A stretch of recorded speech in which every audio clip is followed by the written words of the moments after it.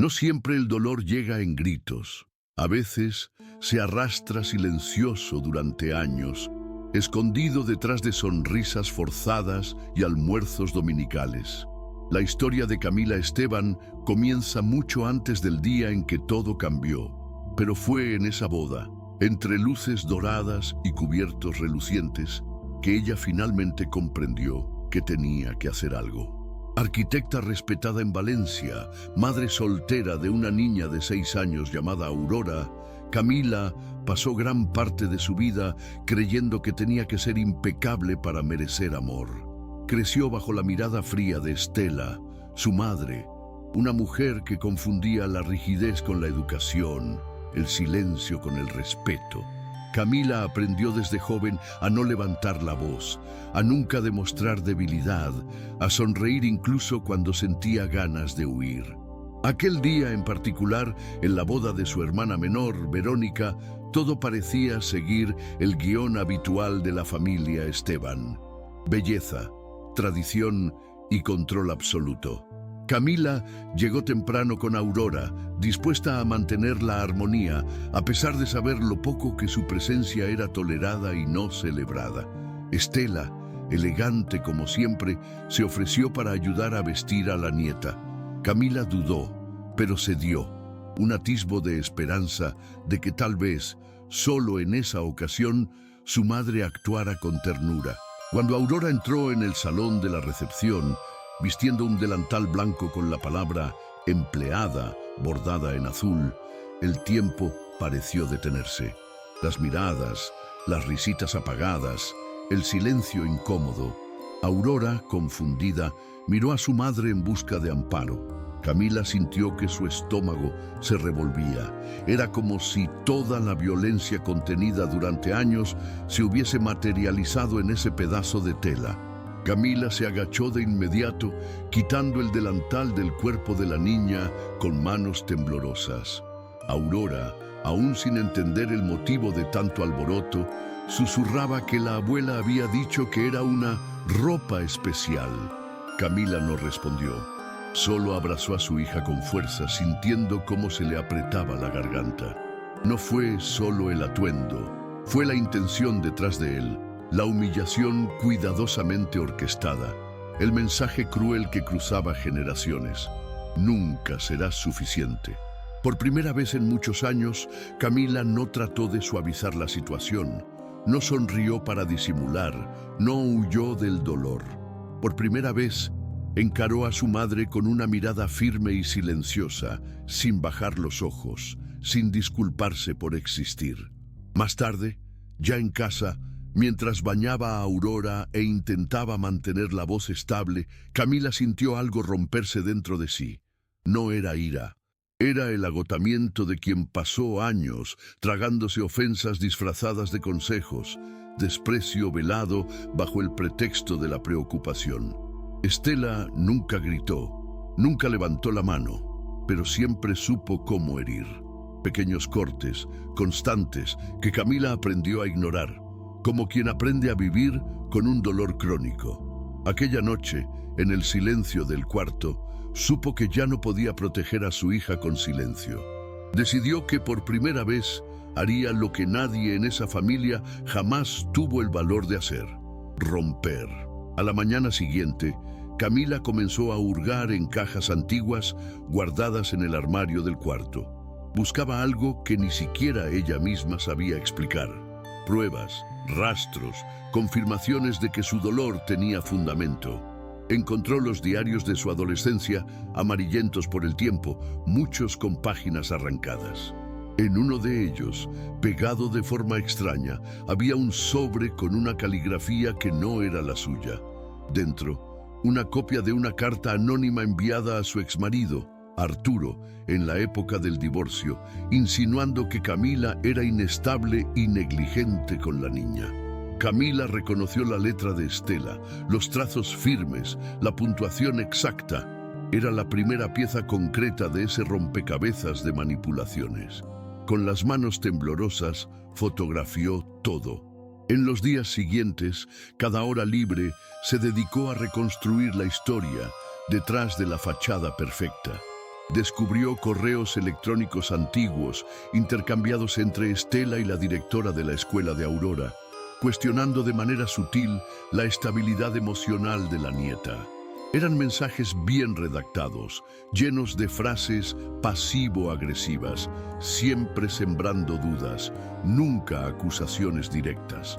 Camila sabía que detrás de cada uno había la intención de sabotear. Lo más difícil, sin embargo, era aceptar que todo aquello había sido obra de su propia madre, la mujer que para el mundo parecía simplemente exigente y refinada, pero que en el fondo actuaba como una sombra constante, disfrazada de cuidado. Camila no dijo nada de inmediato. Pasó semanas observando, reflexionando, organizando pruebas.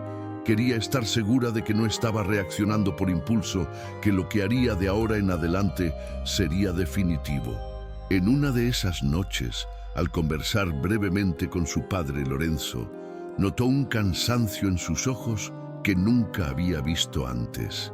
Él no la defendía, nunca lo había hecho, pero tampoco había apoyado activamente la frialdad de su esposa. Cuando Camila le mostró algunos de los mensajes y la carta escondida en el diario, Lorenzo permaneció en silencio durante largos minutos. No negó nada, no defendió a Estela, solo dijo con tono grave: «Debí haber visto esto antes». Ese momento selló la decisión de Camila. Ya no quería pedir aceptación ni reconciliación, solo quería que se dijera la verdad. Reunió todo lo que tenía: capturas de pantalla, copias de documentos, fragmentos de diario, fechas. Escribió un correo largo, directo, sin sentimentalismos. Exponía con claridad los episodios de manipulación, desde el atuendo impuesto a Aurora hasta los constantes intentos de desestabilizarla como madre. Al final, escribió que no exigía explicaciones, solo respeto y distancia. Envió el correo a su madre, a Verónica y a Lorenzo. Esa noche no durmió. Sentía miedo, pero también algo nuevo, una sensación de ligereza que provenía de haber dicho en voz alta, al fin, aquello que la había acompañado en silencio durante tantos años. La reacción de Estela llegó pocas horas después. No en forma de respuesta al correo, sino mediante una llamada a Verónica, quien pronto transmitió el contenido a Camila, visiblemente conmocionada. La madre negaba casi todo.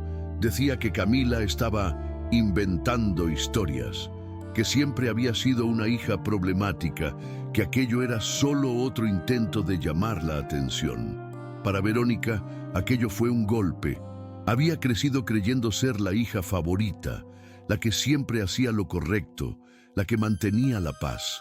Pero por primera vez escuchó de su propia madre palabras venenosas que antes solo dirigía a Camila. Estela dijo que Verónica era débil por escuchar a esa ingrata y que pronto pagaría caro por involucrarse. Esa llamada fue el inicio de la grieta que Verónica jamás imaginó experimentar. Verónica buscó a Camila al día siguiente. Estaba confundida, con los ojos marcados por una noche de insomnio, pero por primera vez dispuesta a escuchar. Camila no trató de convencerla de nada. Solo le mostró todo lo que había guardado, inclusive una copia de la carta que Estela había escrito para la escuela de Aurora, en la que cuestionaba la ausencia de estructura familiar de la niña. Verónica leyó en silencio. Al terminar, no dijo mucho, pero pidió ver a Aurora. Cuando la encontró jugando en la alfombra de la sala, se arrodilló y la abrazó fuertemente. Camila observaba a lo lejos, sin prisa. Sabía que el tiempo haría lo demás. Verónica comenzaba a comprender que el perfeccionismo de su madre era en realidad una prisión disfrazada de cuidado. Por primera vez veía el costo emocional de tanto control. Una hija devastada y una nieta utilizada como instrumento de humillación. En los días que siguieron, el silencio de Estela fue más ensordecedor que cualquier respuesta. No hubo respuesta al email, ni intento de defensa pública. Pero Camila sabía que la ausencia de reacción era una estrategia, una manera de mantener el control, fingiendo superioridad. La diferencia, ahora, era que nadie más fingía con ella. Lorenzo comenzó a visitarla con frecuencia, trayendo pequeños obsequios para Aurora, intentando, aunque sin saber cómo, ocupar el espacio de un abuelo presente. Nunca pidió perdón, pero hablaba menos de sí y escuchaba más. Camila aceptó el gesto. Sabía que él también había sido silenciado durante años, no por gritos, sino por miedo y pasividad. En una de las conversaciones más largas que tuvieron en mucho tiempo, él admitió que ya no reconocía a la mujer con quien vivía y que iniciaría un proceso de separación. Camila no celebró, no hacía aquello por venganza. La separación de sus padres, aunque esperada, era también un luto silencioso por una estructura que nunca funcionó, pero que aún así formaba parte de su historia. Por otro lado, se sentía más firme, más lúcida. Ya no dudaba de su propia memoria, ya no necesitaba justificar su dolor. El discreto apoyo de Verónica y la creciente presencia de Lorenzo crearon, poco a poco, un nuevo núcleo de apoyo en torno a Aurora, quien también parecía cambiar. La niña dormía mejor, hacía menos preguntas tristes y reía con más libertad. Un día, al salir de la escuela, tomó la mano de su madre y dijo: «Ahora sé que puedo ser lo que quiera, ¿no?». Camila tragó saliva. No sabía si su hija comprendía toda la dimensión de lo que habían vivido, pero sabía que esa pregunta era la prueba de que el ciclo se estaba, al fin, rompiendo. Ese cambio en Aurora fue lo que dio a Camila aún más claridad de que su decisión de romper con su madre no era solo por ella, sino por su hija. Las pequeñas transformaciones diarias hablaban más alto que cualquier discurso. Aurora comenzó a expresarse con más firmeza, a dibujar historias con finales felices, a hablar del futuro sin titubear. Camila, por su parte, retomó antiguos proyectos de arquitectura que había dejado de lado por miedo a exponerse. Uno de ellos involucraba una colaboración con un centro comunitario de la ciudad para rediseñar los espacios infantiles de una escuela pública. Se entregó por completo a ello, no para escapar de lo que sentía, sino para construir algo que tuviera sentido. Por primera vez, impulsada por un deseo genuino y no por la necesidad de aprobación. Fue en ese mismo periodo que Javier, el cuñado, se acercó a Camila de forma inesperada. Dijo que Verónica había compartido parte de la situación y que él no tenía idea de lo que realmente ocurría en la familia. Javier siempre había sido cordial, pero distante.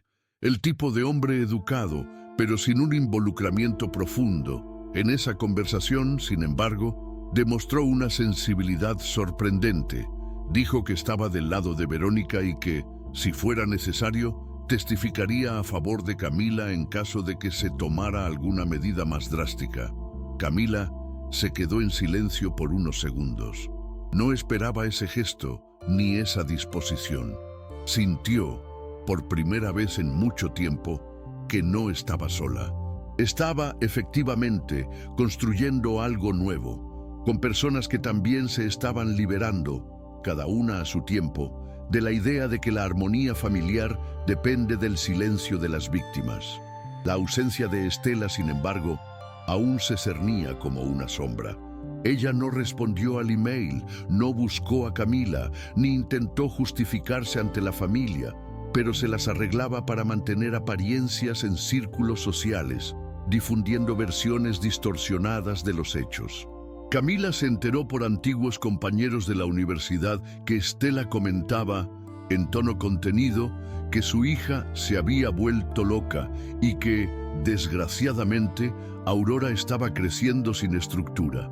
Esas palabras dolían, no por desacreditar a Camila, sino porque volvían a tocar el punto más sensible, la maternidad. Aún así, ella resistió la tentación de reaccionar públicamente. Por primera vez comprendía que no toda verdad necesita ser gritada para ser reconocida.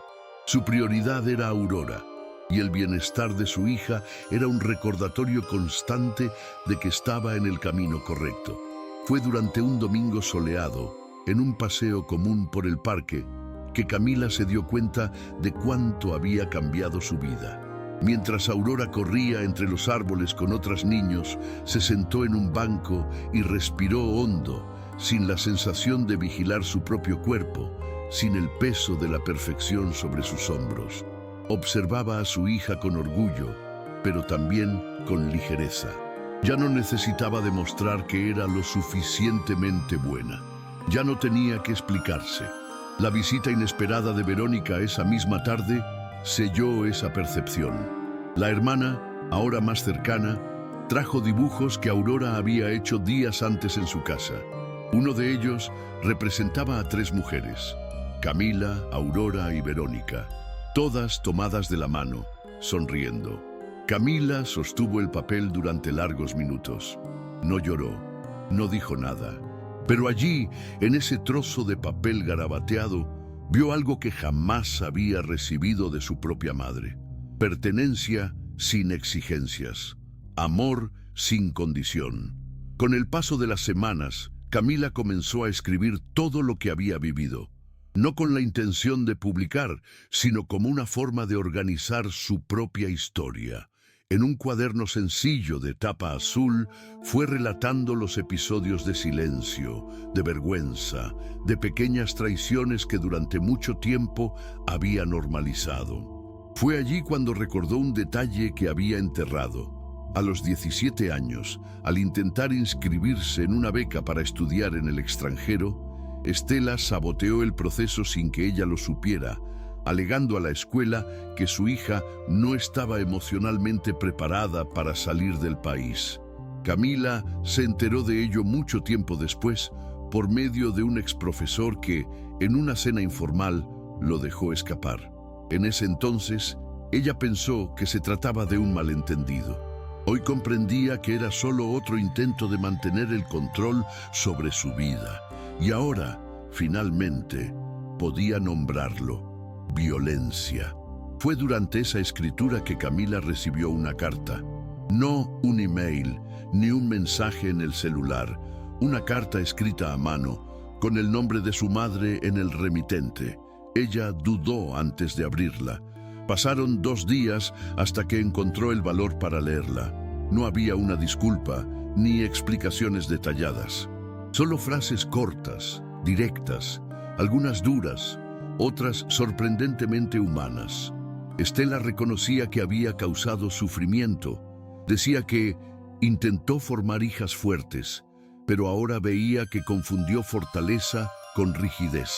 Admitía que tal vez jamás había aprendido a amar de una manera no condicionada.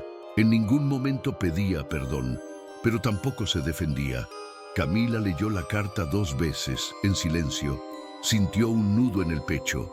No era redención, no era reconciliación, pero era, tal vez, un comienzo de cierre. Camila guardó la carta en el cajón de su escritorio. No respondió. Sintió que no era necesario. Aquello no era el inicio de una nueva relación con Estela. Era solo la última pieza de un ciclo que finalmente se cerraba. En los días siguientes, no comentó nada a nadie. Continuó su rutina con Aurora, retomando el proyecto con el centro comunitario, manteniendo los encuentros con Verónica y recibiendo visitas regulares de Lorenzo, que ya vivía en otro apartamento. El silencio después de la carta no fue pesado. Por el contrario, trajo una paz que aún no sabía nombrar. Era como si finalmente hubiera dejado de intentar comprender el pasado y hubiera comenzado a vivir el presente, tal como era, sin disfraces. Aurora crecía segura. Cada pequeño gesto de la niña llevaba el reflejo de la transformación que vivió Camila. Hablaba con confianza, hacía preguntas difíciles sin miedo y expresaba cariño con naturalidad, cosas que a Camila le llevó décadas aprender. Al final de una tarde, mientras ayudaba a su hija con la tarea, Camila se dio cuenta de que ya no necesitaba medir sus palabras, ni preocuparse por lo que Estela pensaría sobre sus métodos de educación. Por primera vez se sentía completa. No perfecta, no inmune al miedo, pero completa. Ahora entendía que su mayor logro no había sido exponer a su madre, ni reunir pruebas, ni hacer que la familia abriera los ojos. Había sido proteger a Aurora de la vergüenza que la había perseguido durante tantos años, haber roto con firmeza y gentileza el ciclo silencioso que por generaciones confundió amor con obediencia, presencia con control. La primavera llegó a Valencia con más suavidad ese año. Camila lo percibía no por la temperatura o por las flores en los jardines, sino por la forma en que el mundo parecía acomodarse lentamente a su alrededor. Por primera vez en mucho tiempo, las semanas no estaban marcadas por una tensión constante ni por pequeñas crisis emocionales. Todo seguía siendo simple y cotidiano: trabajo, escuela, tareas, compromisos, pero había una ligereza nueva en esas rutinas. Aurora continuaba siendo el centro del universo de Camila, pero ahora con suficiente espacio para ser también una niña común, sin la carga emocional que durante tanto tiempo pesó sobre ambas. La niña hablaba con naturalidad sobre la escuela, hacía planes para un picnic el fin de semana y, al ver a una amiga con su abuela, comentó que algunas abuelas son diferentes, ¿no? Camila solo sonrió. Aurora no sentía rabia, solo comenzaba a entender, a su modo, que no todo vínculo necesita mantenerse a cualquier costo. Esa madurez precoz de su hija no era una carga, era el reflejo de un ambiente más honesto. Camila ya no ocultaba las cosas. Explicaba con cuidado, usando un lenguaje apropiado, pero sin inventar excusas para proteger a Estela. Decía la verdad con firmeza y sencillez. Eso no la hacía sentir culpa. Al contrario, era una forma de respeto hacia la hija que tanto había luchado por proteger. Paralelamente, la relación con Verónica también se transformaba. La hermana, antes distante y limitada a las conveniencias familiares, ahora llamaba con frecuencia, hacía invitaciones sencillas como almuerzos los sábados o paseos con los niños. Camila, aunque al principio aún desconfiaba, fue cediendo poco a poco.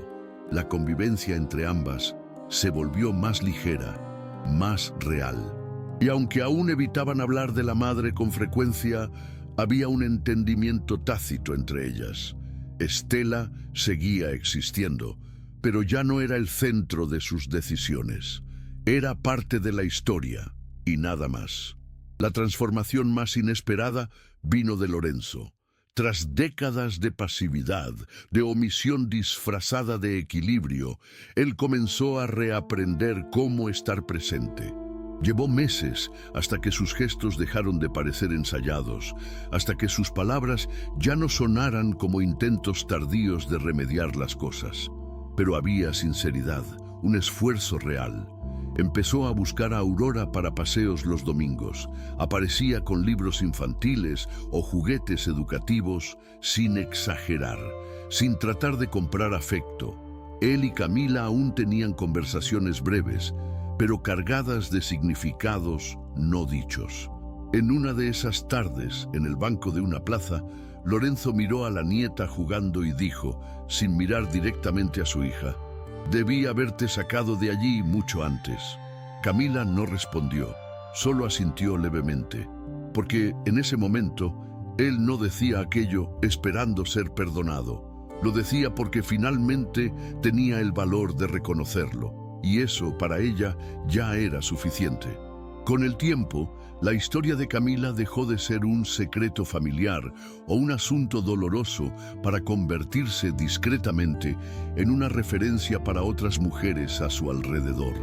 Colegas de trabajo comenzaron a comentar que admiraban su postura, que percibían en ella una firmeza tranquila que no sabían explicar. Una vecina, que apenas intercambiaba palabras en el ascensor, le confió que vivía algo parecido con su propia madre y que solo ahora comenzaba a pensar en romper. Camila escuchaba todo con atención, pero sin ponerse como ejemplo. No quería convertirse en un símbolo, solo quería vivir en paz. Sin embargo, Era imposible ignorar que su decisión había generado ondas silenciosas a su alrededor.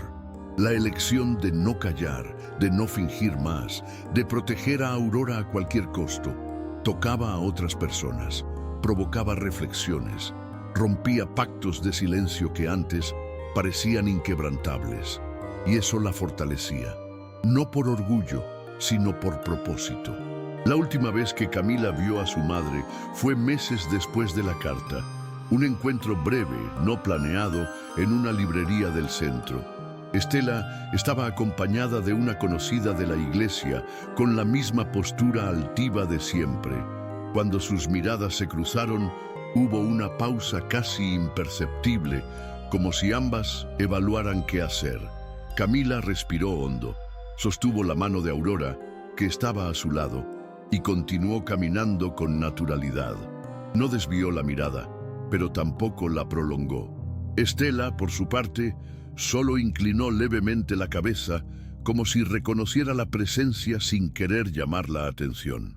No hubo palabras ni gestos. Solo ese segundo suspendido en el tiempo, suficiente para sellar todo lo que necesitaba decirse. Camila no salió de allí temblando ni triste. Salió en paz. No porque aquella mujer hubiera cambiado, sino porque ella misma ya no necesitaba la validación de quien la hirió. En los días que siguieron, Camila reflexionó mucho sobre aquel encuentro. Durante años temió el enfrentamiento, fantaseó con una conversación definitiva, un ajuste de cuentas, quizá incluso con un pedido de perdón, pero ahora entendía que no siempre el desenlace viene con explicaciones o justicia formal. A veces, el fin de un ciclo ocurre en silencio, cuando ya no hay nada que probar, cuando la herida ya cicatrizó y la persona que causó el dolor ya no tiene poder sobre ti. Estela seguía siendo la misma, pero Camila no. Ella se había transformado. Era una mujer que elegía sus vínculos con conciencia, que educaba a su hija en base al amor y a la escucha, que ya no toleraba dinámicas que la disminuían. Y más que nada, era alguien que, al proteger a Aurora, había aprendido finalmente a protegerse a sí misma. En la noche del 7º cumpleaños de Aurora, Camila organizó una celebración sencilla en casa. Globos coloridos, un pastel hecho por Verónica y un pequeño grupo de personas que a lo largo del último año se habían convertido en su verdadera red. No era una gran fiesta, ni había ostentación, pero había verdad en cada detalle. Aurora corría por la casa con los amigos de la escuela, irradiando esa seguridad típica de una niña que sabe que es amada de la manera correcta. En un momento dado se detuvo junto a su madre, la tomó del brazo y dijo sonriendo: «Este ha sido el mejor día de mi vida». Camila simplemente la abrazó, sintiendo su cuerpo entero calentarse ante esa frase tan simple y poderosa. No se trataba del día en sí, sino de todo lo que habían superado juntas para llegar hasta allí. Aquella niña no cargaba el peso de la vergüenza, llevaba libertad. Más tarde, después de que los invitados se hubieran ido y Aurora dormía abrazando uno de los juguetes nuevos contra el pecho, Camila se sentó sola en la veranda. Miró el cielo de Valencia, ahora despejado y silencioso, y se permitió recordar el día de la boda de su hermana, la ropa cosida con crueldad, los años en que dudó de sí misma, los momentos en que se calló para evitar conflictos. Pensó también en los diarios desgarrados, en los emails guardados, en las duras conversaciones que tuvo que enfrentar. Sentía todo de manera viva, pero sin dolor. Eso ya no era una herida abierta, era una historia cerrada, una travesía. Allí, sola, con la suave brisa acariciando su rostro, tuvo la certeza de algo que, durante mucho tiempo, le pareció imposible. Había ganado. No porque hubiera destruido a su madre, sino porque había protegido a su hija. Y al hacerlo, se había rescatado por completo.